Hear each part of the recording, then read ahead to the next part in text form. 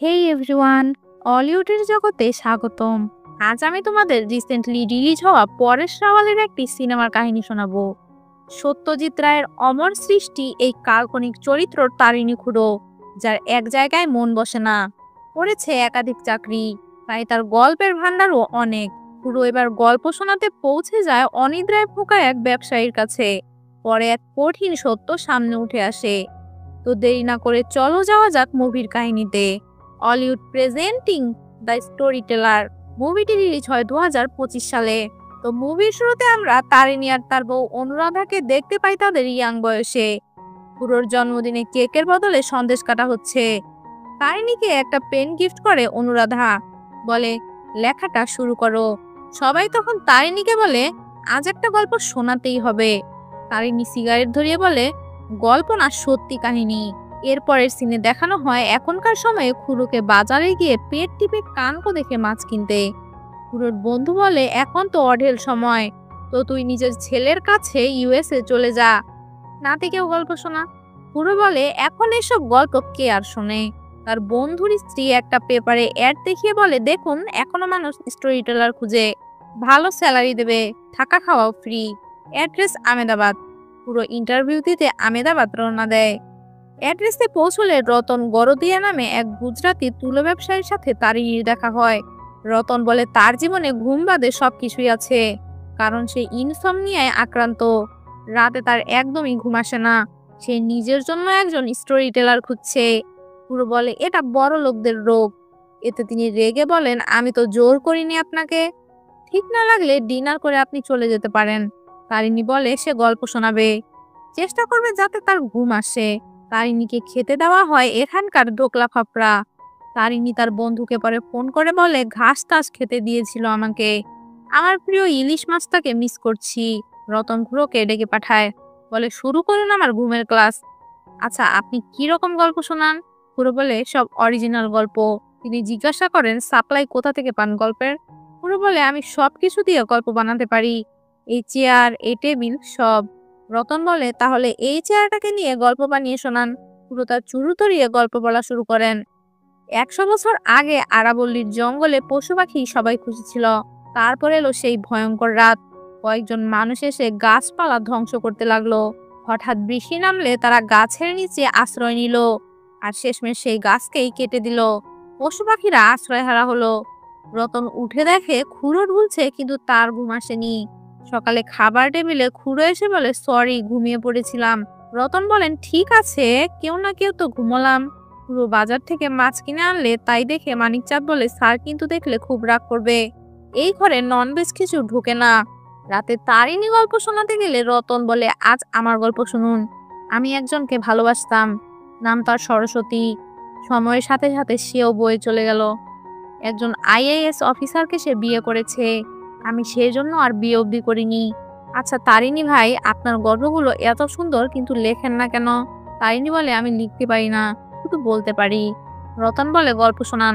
পুরো বলে ঘটনা দ্বিতীয় বিশ্বযুদ্ধের সময়, যখন পায়রাকে ব্যবহার করে চিঠি পাঠানো হতো।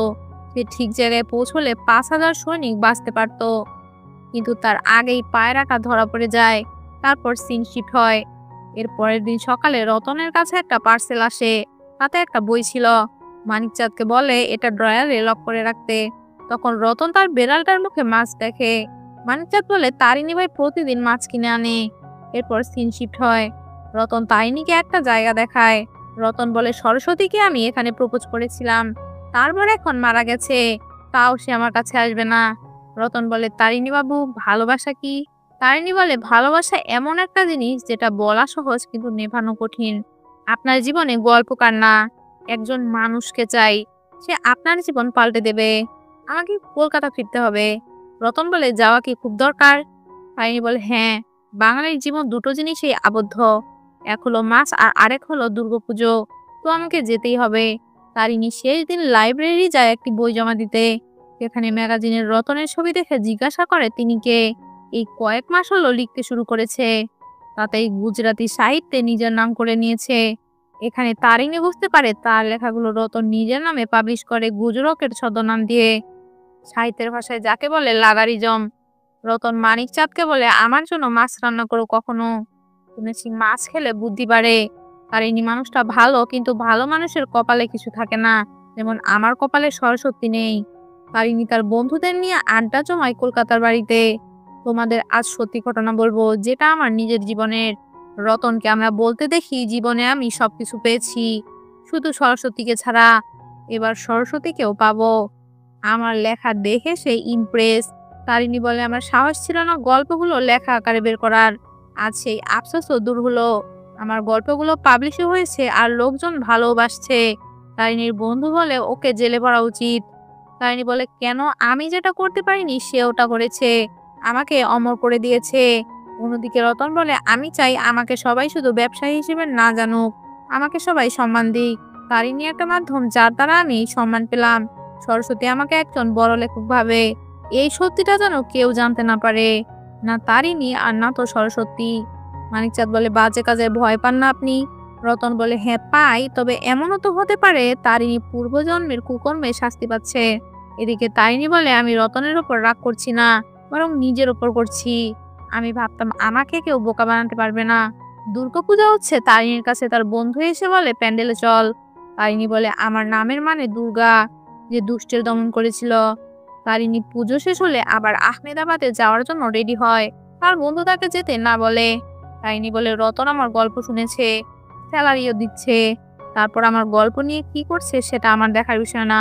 তারিণী সেখানে পৌঁছলে মানিক নিচে এসে বলে আপনি ফোন করে তো আসবেন। তারিণী বলে কেন? ফোন করলে মাছ রান্না করে রাখতে নাকি, যত সব। তারিণী দেখতে পায় সেখানে সরস্বতী এসেছে। সরস্বতী বলে আপনি কি করেন? তারিণী বলে আমিও তুলোর ব্যবসা করি রতনের সাথে। রাতের বেলায় তারিণী বলে আজকে কি শুনবেন? লাভ ট্রাজেডি। রতন বলে শোনান। তারিণী শুরু করে। এই গল্প এক সাহসী রাজকুমারীর, যে নিজের প্রজাদের জন্য মহল, যৌবন, ধন দৌলত সব বিসর্জন দিয়েছিল। এমন এক বীর নারী যার জন্য অন্যরা তার রাজ্য দখল করার সাহস পেত না। রতন বলে আপনি কি করে এত সুন্দর ভাবতে পারেন? তারপর সে ঘুমিয়ে পড়ে। সরস্বতী রতনকে বলে তোমার মধ্যে পরিবর্তন এসেছে আগের থেকে, কি এমন গল্প লিখছো? রতন বলে আমি এখনো ভাবিনি, তবে আমি যে কোনো জিনিসকে নিয়ে গল্প বানাতে পারি। তারিণীকে আমরা দেখতে পাই রেস্টুরেন্টে লাইব্রেরিয়ানের সাথে বসে থাকতে। মেয়েটি বলে আপনি কি করেন? তারিণী বলে আমি এক বিজনেসম্যানকে গল্প শুনিয়ে ঘুম পাড়াই। মেয়েটি জিজ্ঞেস করে কে ওই উল্লুটা? তারিণী বলে গুজ্জগরককে। মেয়েটি সব বুঝতে পারে। তারিণী এসে বলে আমি কাজটা ছেড়ে দিতে চাই। রতন বলে আরো কিছুক্ষণ থাকুন। তারিণী কলকাতায় ফিরে আসে। আমরা দেখতে পাই রতনকে সাহিত্য অ্যাওয়ার্ড দেওয়া হচ্ছে এত কম সময়ে গুজরাটি সাহিত্যে নাম করার জন্য। রতনকে বলা হয় একটা লাইন পড়ে সকলকে শোনাতে। তখন দর্শক থেকে একজন জিজ্ঞাসা করে এই গল্পগুলো কি অরিজিনাল? রতন বলে কেন এমন জিজ্ঞেস করছেন? অবশ্যই অরিজিনাল। তখন লোকটি বলে আমার সাথে একবার দেখা করবেন, কিছু ডিল করতে চাই। দেখা করলে লোকটি জানায় তারা রবীন্দ্রনাথ ট্যাগর ফাউন্ডেশন থেকে এসেছে। রবীন্দ্রনাথের কাব্য থেকে গল্প চুরি করার জন্য তার উপর মামলা করা হয়েছে। রতন বলে এটা কেমন করে হতে পারে?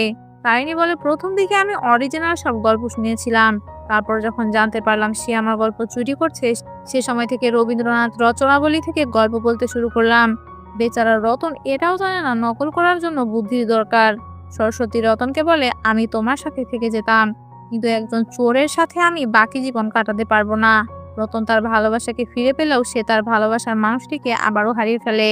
তারিণী রতনকে নিয়ে গল্প লিখতে শুরু করে। এক তুলোর ব্যবসায়ী, সবাই নিশ্চিন্তে ঘুমায় তার বানানো বেডে, কিন্তু ভাগ্যের পরিহাস এমনই যে তার নিজেরই ঘুম আসে না। অন্যদিকে রতনও গল্প লিখতে শুরু করে, একদম অরিজিনাল স্টোরি। সে লেখে তারিণী তার জীবনে না এলে সে খারাপ মানুষই রয়ে যেত, সে আজ থেকে ভালো মানুষে পরিণত হবে। আর এখানেই মুভিটা শেষ হয়ে যায়। বোঝা যায় সেকেন্ড পার্ট আসবে হয়তো। তো গল্পটা ভালো লেগে থাকলে অবশ্যই লাইক করে দিও, চ্যানেলটাকে সাবস্ক্রাইব করে বেল আইকন অল করে দিও, যাতে পরবর্তী গল্পের নোটিফিকেশন পৌঁছে যায় তোমার কাছে। আর সবার কাছে একটি করে কমেন্ট চাচ্ছি। তোমাদের একটি কমেন্ট আমাদের নতুন ভিডিও বানাতে অনুপ্রেরণা জাগায়। আর ফেসবুক থেকে দেখে থাকলে ফলো করে দিও।